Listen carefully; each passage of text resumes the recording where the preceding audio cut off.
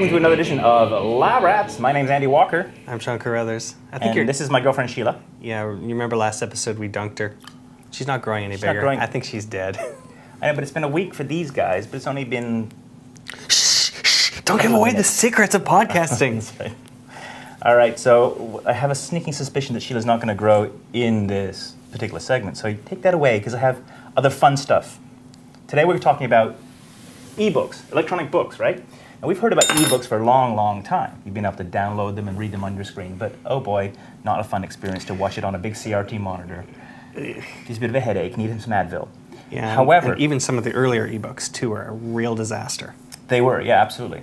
Now, there's been a major sea change. There's been new technologies come along to allow for ebooks that actually work. And today we're going to show you all about the Amazon Kindle, which is a brand new ebook from Amazon.com, and something called the Sony Reader. And that's a new ebook reader from Sony, of course. That's a really imaginative name. Isn't it? Did you just make that up? No, it didn't. You can credit the marketing executives at Sony. Anyway, there you go. So we're going to show you how these work, why they're great, and why they're actually reinventing the whole category of ebooks. Good. But first, a message from our sponsors, or our sponsor, because they pay the bills. So let's break, and we'll be back with electronic books, the next generation.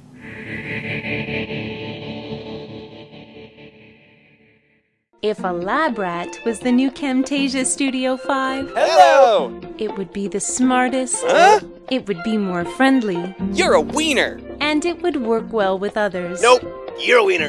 The new Camtasia Studio 5, screencasting software that's better than a lab rat. Download it at www.techsmith.com.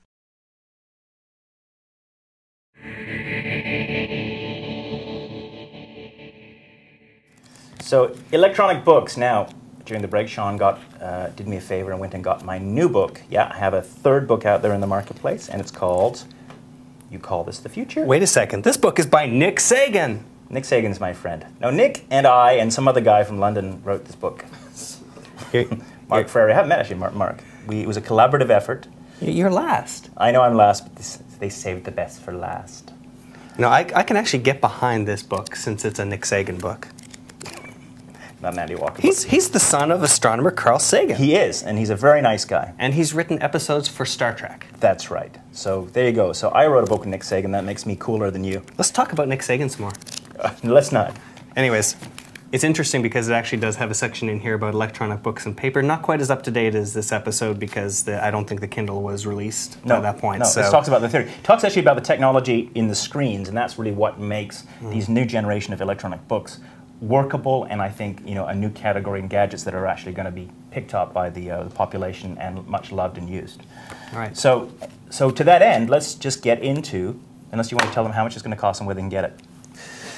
You can get this for $14.95 at Amazon.com probably, and maybe through the Kindle, and I don't know, just look in your local used shop as well. There you go. Thank you, Sean, for the marketing plug. See, I don't have to do it anymore. He does it all for me. You're hired, by the way.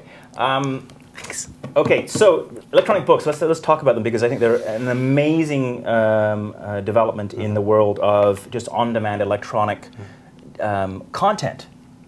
Now, so the previous generations of these guys never really took off, and part of it is because when you read something on the screen, then you're dealing with an LCD display technology, which means that it's lit from behind or from the side, and so there's light coming out of the device. Now you might notice, you probably can't tell here, but there is no light coming from this device. It is actually flat lit, so it's actually using locally ambient light to actually see it. And the innovation here is the screen. It uses a technology called electronic ink, which was actually a technology developed at MIT and spun off into a company that actually makes these screens now. And I want to show you how they work, but ultimately, let me just do a quick demo of turning the pages here. So what you see is black and white, right? There's no color yet. And I'm going to turn the page here, so I'm going to click next. You'll see that the screen refreshes, right? So this doesn't have a fast refresh rate at this point, so there'll be no video on these yet. But what it does is, it actually gives you the experience of turning pages in a book.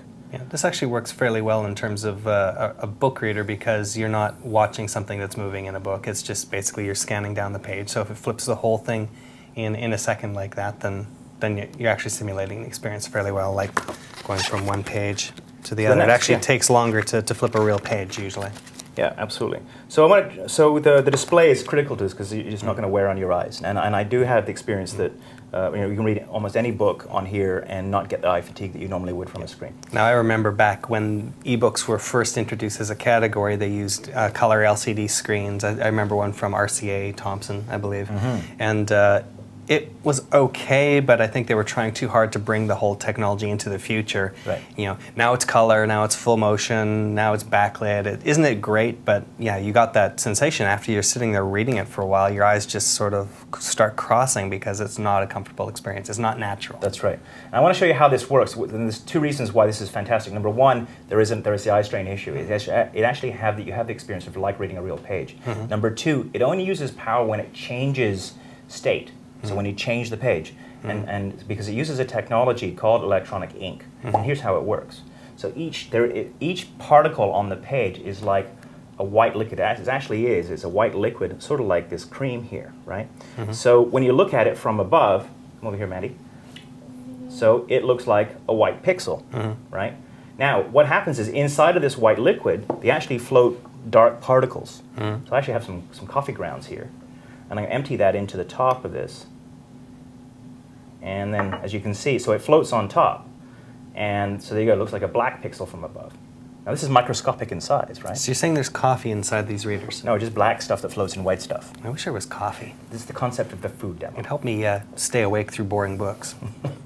So when you, I'm going to ignore that. When you, so when you turn the page, of course, and you actually, the page refreshes, the pixel will either be a black pixel or a white pixel. So how do they go back to white? Well, what happens is, obviously you can't add and remove coffee. So what it does is actually runs an electrical charge through the liquid. And what I'm going to do here is I'm going to change the electrical state of the liquid so that the black pixels sink to the bottom. Geez, would you like some coffee with your cream there, sir? And, well, it didn't work perfectly, but as you can see, it's whiter. It's different. It is. It's different state. There you go. So the idea is these black particles will actually, depending on the charge you put into the white liquid, either float to give you a black pixel or sink to give you a white pixel. That's probably why it's not quite as white as an actual sheet of paper. Yeah, it's kind of white. Because there's coffee mixed in. So that's how electronic ink works, and that's why it's such. It doesn't use a whole lot of electricity. Okay, good. So does that make sense to you? More or less. More or less. Except for the coffee part. I don't know how they get it in there. I get that. Okay. All right. Well, we'll. Okay. Well, we'll put that to rest. I'll send you a link. Good. Thank you. All right.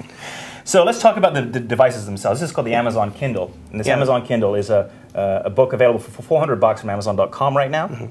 The amazing thing about this particular device is I think it has the same business model as the iPod. And remember, the iPod really worked for a couple of reasons. One, it was easy to use.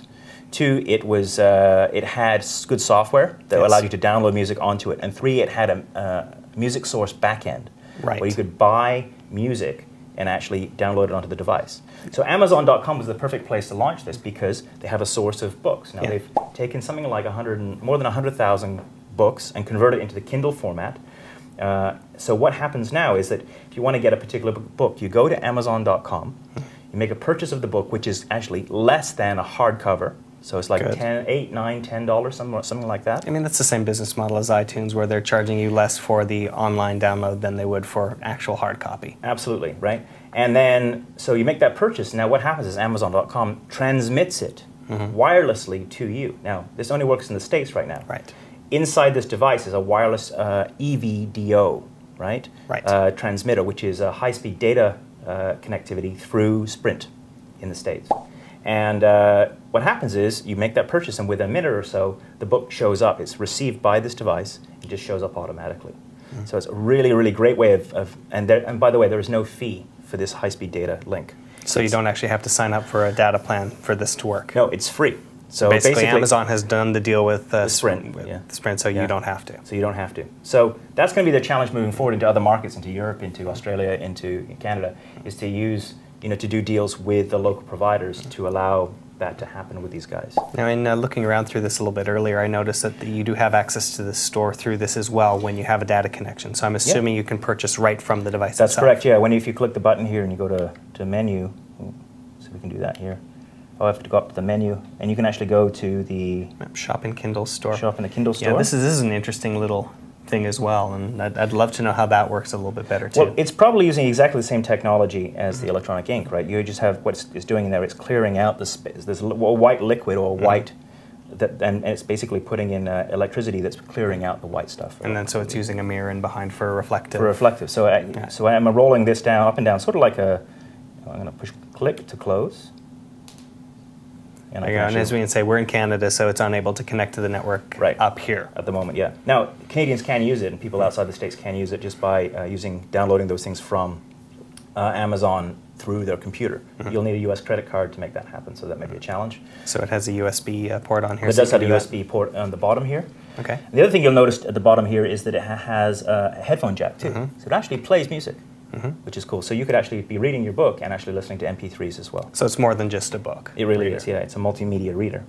And you'll also notice, too, that, where is it here? For airplane usage, there's an on-off button, so you can turn the wireless piece, on and off, so that you can turn it off and legitimately use it on an airplane. Yeah, there's another trick here as well. What's that? You actually have a SD card in the back here, so that you can actually put that in the back and have more storage on this. That's right, exactly. Now, how much storage is on this right off the bat? Do you know? Off the top of my head, I don't remember the actual amount, but I remember it basically can fit about 200 ebooks onto this device at any given time, and then you add this to expand that. I mean, the good thing, since this is a black and white screen, it doesn't really take a whole lot of storage space for a book. Largely, it'll be text and maybe a few little images here and there. That said, it does have the capability to do pictures, and in fact, I like the screensaver on this. So there's a screensaver. It's actually different, like traditional book covers and stuff. Like, oops, did I turn it off? I turned it off. Yeah. So, I mean, since this is just on or off, basically for those pixels, it's not taking up as much space as color would. That's right. That's right. Exactly. Very good. Good. So that's the Amazon Kindle, $400. Not available outside the States yet, but it's selling like hotcakes right now. So I honestly think this is going to take off. They can't keep it in stock. So how do you find the reading experience on this? Is it more natural than you'd expect? Yeah, I can completely see, actually taking on that this is a way to read a book and to do it comfortably. And I'm looking forward to this coming to Canada, making it usable here in this part of the world, so that you can carry 200 books at a time, right? Yeah. One thing I found is the form factor of this is just really nice. Just the way these things fit into your hand. You got the next page right here where your thumb would hit. So when you're ready to go to the next, you just click that, and you don't even have to think about it. It's easier than turning pages in a real book, in fact. Right. And then this one right here to move around on that. Right. Now, this was fabulous when I first saw it. However, Sony actually has a competing product, and it's called the Sony Reader. It's actually slightly more deluxe, right? I mean, it uses this very similar screen technology. I would argue that it's actually slightly better. But let's see if we can. I've got pictures loaded out here. The screen there looks a little bit darker, but I'm assuming that's something you can set in either case. So there's a picture of Amber and I, right? So I should carry photographs on there as well. It's slightly more deluxe. You actually have some readers in here for cards, expansion slots. Yeah. And you have a USB connector at the bottom. Now they do have the same commercial opportunity to download books from Connect.com. Certainly not the number of books.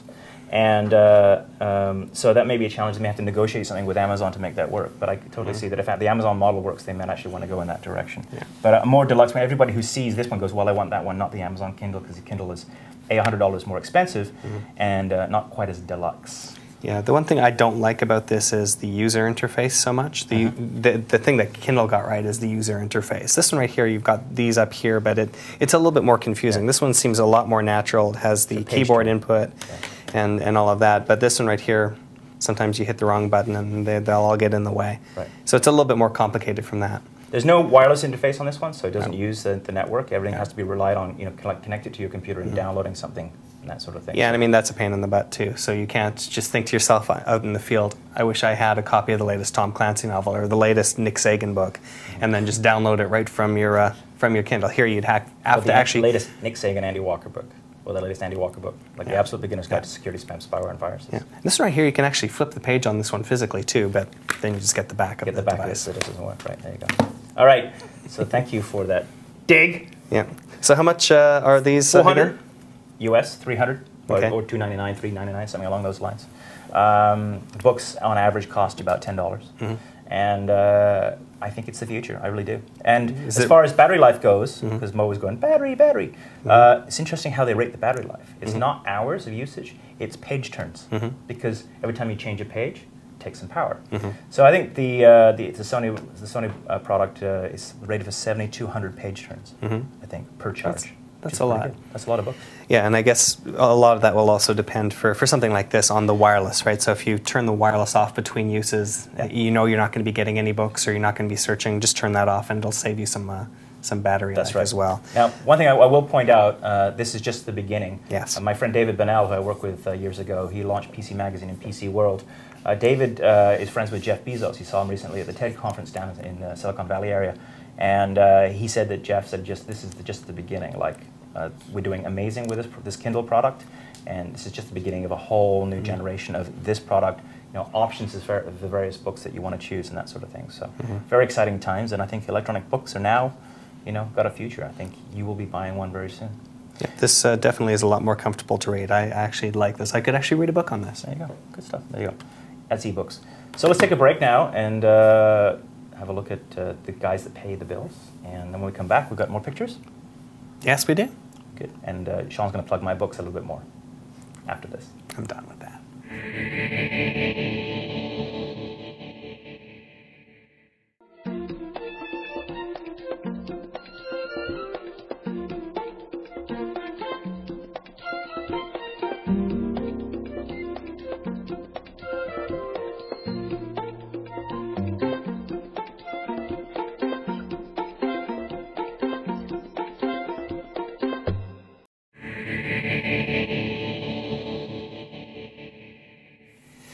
So what do you think? You going to buy one?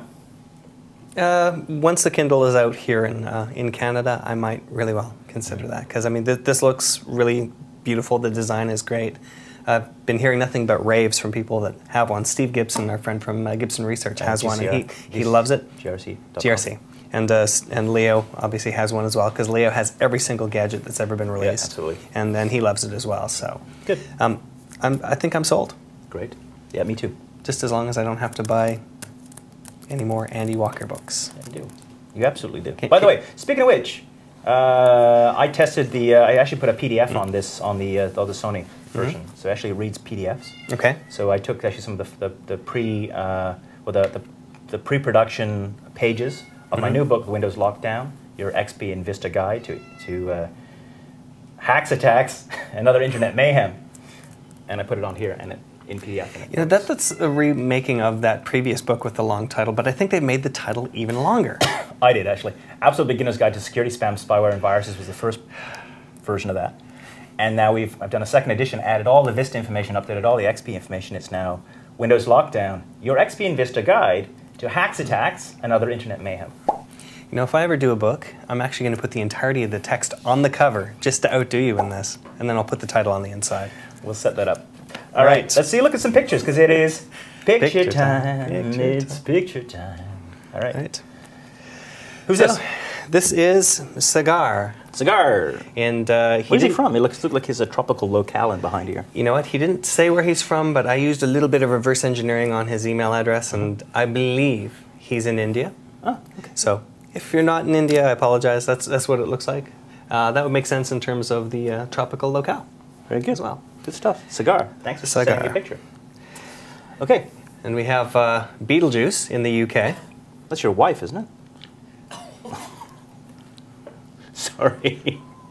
That's 2 for 2. Did I ever tell you how much she enjoys your company, Andy?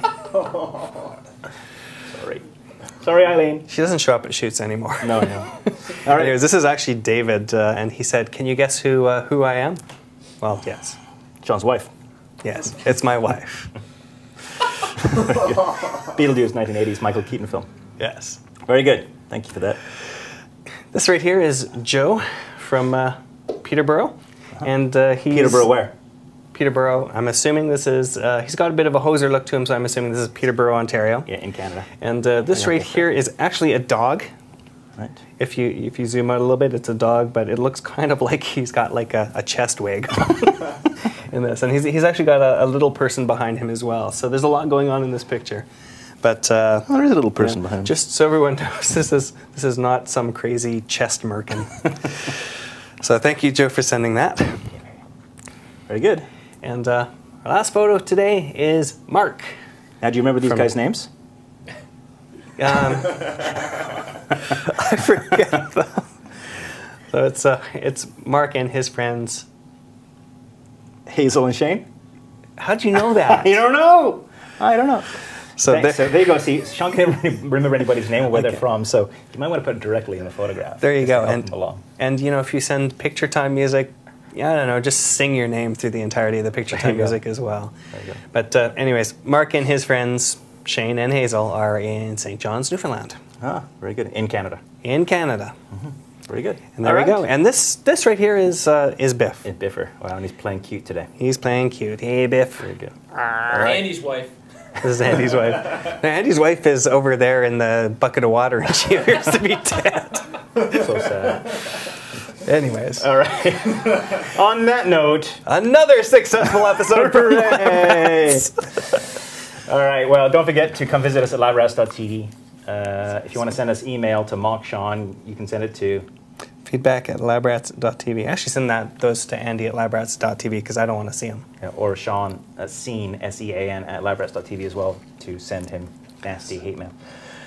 Well, that's it for another edition of Lab Rats. Thank you for downloading. We really appreciate it. We love to give you our bandwidth. I guess that's about it. Are we all done? I think so. Are you trying to show him like how to be a good cat? Yeah, it's so easy, even Biff can use it. There you go. All right. Thanks for watching. We'll see you next time. Oh, and I'm Andy Walker. I'm Sean Carruthers. Bye-bye. See ya. Are you